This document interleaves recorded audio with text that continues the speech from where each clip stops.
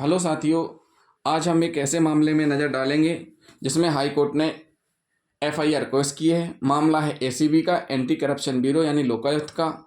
तो साथियों, हम मामले पर नज़र डाल लेते हैं, लेकिन नज़र डालने से पहले जिन साथियों ने अभी तक हमारा चैनल सब्सक्राइब नहीं किया है तो हमारे चैनल को सब्सक्राइब कर लें। डिसीजन अभी 26 फरवरी 2024 का ही है, करंट का मैटर है। तो साथियों, पूरे वीडियो को लास्ट तक जरूर देखें।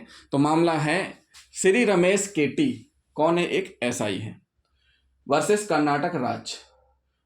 इनके द्वारा रिट याचिका लगाई गई है 10799/2023। रिट याचिका पे फैसला हुआ है 26 फरवरी 2024 को और एफआईआर रद्द। अब डाल लेते हैं घटनाक्रम पे नजर। घटनाक्रम पे नजर डालें तो Karnataka ACB anti corruption bureau यानी लोकायुक्त के द्वारा एसआई रमेश केटी के खिलाफ अपराध क्रमांक 08/2021 कायम किया गया। धारा 7A भ्रष्टाचार निवारण अधिनियम का 4/8/2021 को, मतलब रमेश केटी जो एसआई हैं उनके खिलाफ मामला 4/8/21 को कायम हुआ, अपराध क्रमांक 8/21 धारा 7 पीसी एक्ट का। अब इसमें शिकायतकर्ता कौन है? शिकायतकर्ता है मुथूट फाइनेंस के प्रबंधक शिव कुमार। देखिए साथियों, ये जो मामला है ये बहुत ही गंभीर टाइप का मामला है। बहुत से ऐसे केस आए हैं, बहुत से ऐसे केसों में सजा भी हुई है, बहुत से ऐसे केसों में बरी भी हुए हैं, लेकिन हाई कोर्ट ने जो फैसला दिया है उस पर जरूर नज़र डालें और नोट भी करते जाएं। तो साथियों, यहाँ पीड़ित है दोस्त, एक लोकेश है। लोकेश के खिलाफ शिकायत पहुंचती है थाना हुलियार में। एक धोखाधड़ी की शिकायत पहुंचती है किसके खिलाफ? लोकेश के खिलाफ। अब होता क्या है, पुलिस स्टेशन हुलियार में एक शिकायत पहुंचती है, धोखाधड़ी का मामला है।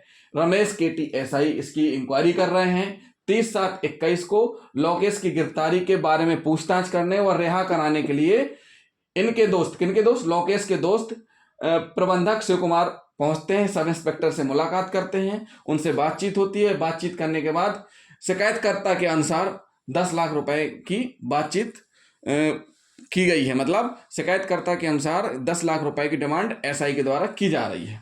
ठीक, इस बीच होता क्या है साथियों कि 1/8/21 को, ये देखिए ये 30/7/21 की बात है, उसके बाद 1/8/21 को लोकेश ने शिकायतकर्ता को बताया, उस दिन जिस दिन ये 30/7/21 को कुछ अमाउंट दिया गया है, शिकायतकर्ता का कहना है कि कुछ अमाउंट उस दिन दिया गया। उसके बाद 1/8/21 को लोकेश ने पुनः शिकायतकर्ता को बताया, शिकायतकर्ता मतलब अपने प्रबंधक शिव कुमार को बताया कि 4 लाख चाहिए वरना केस दर्ज हो जाएगा। मतलब 4 लाख रुपए की जरूरत है, अगर 4 लाख रुपए पुलिस में नहीं दिए, हुलियार थाना में जाकर के सब इंस्पेक्टर को नहीं दिए तो केस दर्ज हो जाएगा। इस बीच होता क्या है कि 3/8/2021 को जो चेतन एक पुलिस कांस्टेबल है, किस थाने का?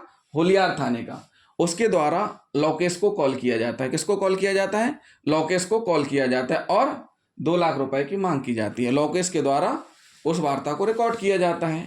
इस आधार पर लोकेश और शिव कुमार एसीबी कार्यालय जाते हैं और शिकायतकर्ता शिव कुमार की शिकायत पर एसीबी ने केस दर्ज किया है। किसके खिलाफ? रमेश केटी के खिलाफ। अब साथियों, केस दर्ज हो गया, एफआईआर दर्ज हो गई। एफआईआर दर्ज होने के बाद 3/8 को ये हुआ, 4/8 को एफआईआर दर्ज हो गई और 4/8 को ट्रैप करने के लिए एसीबी दल रवाना हुआ। जब एसीबी दल रवाना होता है तो टीम के साथ पूरी टीम रहती है, सरकारी गवाह रहते हैं, पंच साक्षी रहते हैं, ये सारे के सारे लोग रवाना हुए। ट्रैप फेल हुआ, मतलब उस दिन ट्रैप कार्रवाई नहीं हो पाई, मतलब रुपए जिसको भी देने थे उसने नहीं लिए या वो मिला नहीं, लेकिन ट्रैप फेल हुआ। फिर उसके बाद कार्रवाई एसीबी ने स्थगित कर दी 4/8/21 को।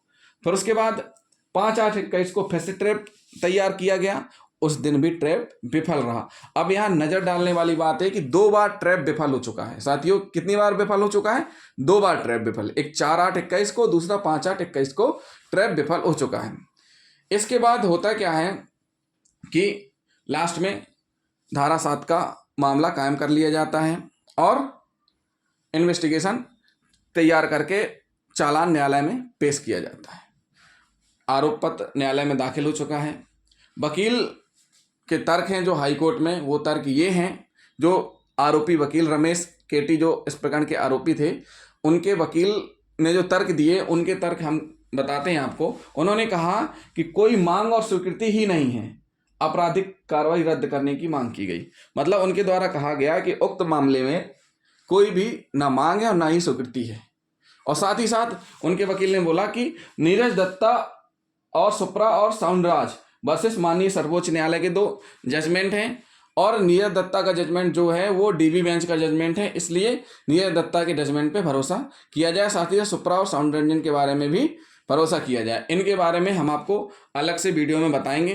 फिर उसके बाद और क्या तर्क रखा आरोपी यानी याचिकाकर्ता के वकील ने, न्यायालय ने ट्रैप की स्वीकृति और विफलता पर विचार नहीं किया।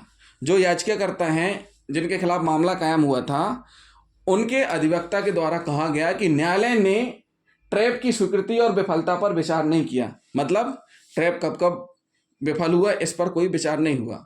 फिर जब कोई जाल नहीं है तो आरोप पत्र दाखिल करने का सवाल ही नहीं है। और लास्ट में अधिवक्ता जी ने बोला उनके कि जब कोई जाल ही नहीं है तो फिर आरोप पत्र दाखिल करने का सवाल ही नहीं उठता। इस संबंध में जो लोकायुक्त हैं, लोकायुक्त की तरफ से अभियोजन की तरफ से पक्ष रखा गया कि वार्ता है, मोबाइल में रिकॉर्ड है, 4 लाख की डिमांड हुई है, उनका कहना था। तो माननीय हाईकोर्ट ने दोनों पक्षों को सुना। सुनने के बाद माननीय हाईकोर्ट ने टिप्पणी की।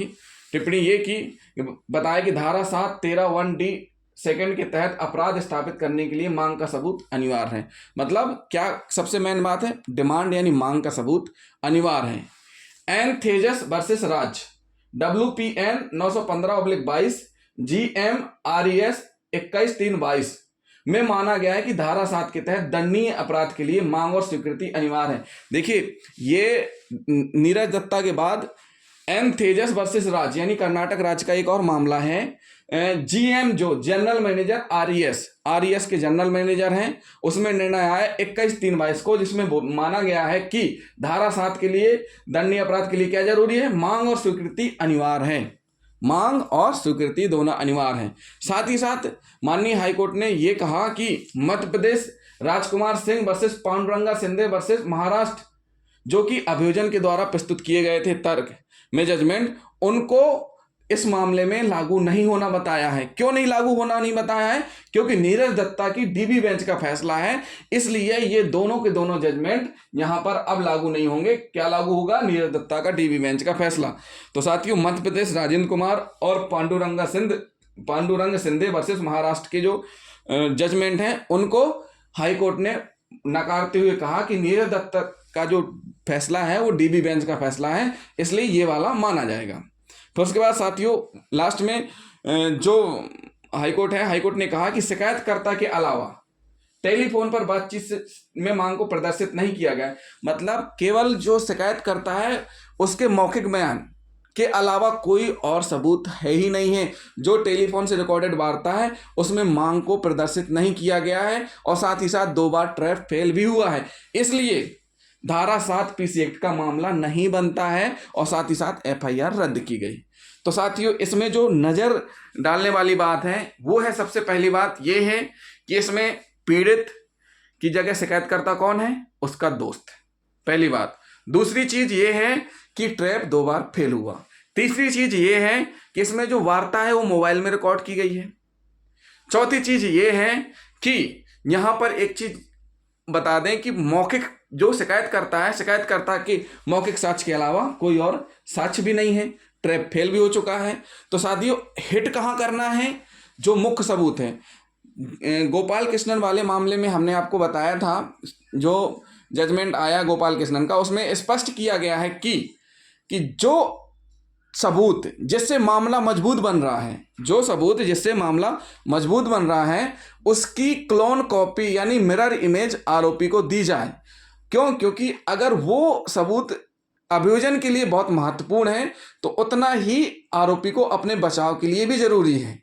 तो साथियों, जो मेन सबूत है रिकॉर्डिंग, DVR है, मेमोरी कार्ड है, जिसमें भी रिकॉर्डेड वार्ता हुए वो है। तो हिट किसको करना है? इसको करना है। अगर ये वाले सबूत जो जिसमें वार्ता रिकॉर्ड की गई है वही फेल हो जाते हैं, या उनका डिजिटल एविडेंस कलेक्शन सही तरीके से नहीं किया गया है, या उनमें से फाइल विशेष को कॉपी किया गया है, या उनमें काट छाट की गई है, तो ऐसी स्थिति में उनको साक्ष्य के रूप में नहीं माना जाएगा और उसका फायदा आरोपी को जरूर मिलेगा। तो साथियों, इस मामले में जो हाईकोर्ट ने कहा है है कि धारा 7 पीसी एक्ट का मामला नहीं बनता है और एफआईआर रद्द हुई है। तो साथियों, जिन साथियों ने हमारा चैनल अभी तक सब्सक्राइब नहीं किया है तो हमारा चैनल सब्सक्राइब कर लें। अगले वीडियो में हम आपको एनथेजस वर्सेस राज्य बीपीएन नहीं WPN एनथेजस वर्सेस राज्य WPN 915/22 को एक्सप्लेन करके बताएंगे। उसमें कौन कौन से ऐसी कंडीशन थी, क्या क्या ऐसा क्या हुआ था जिसमें अपराध को नहीं माना गया है, साथ ही साथ मांग और स्वीकृति अनिवार्य बताया हाई कोर्ट ने। तो साथियों, हमारे चैनल को सब्सक्राइब करें, वीडियो को लाइक और शेयर करना ना भूलें। थैंक यू दोस्तों।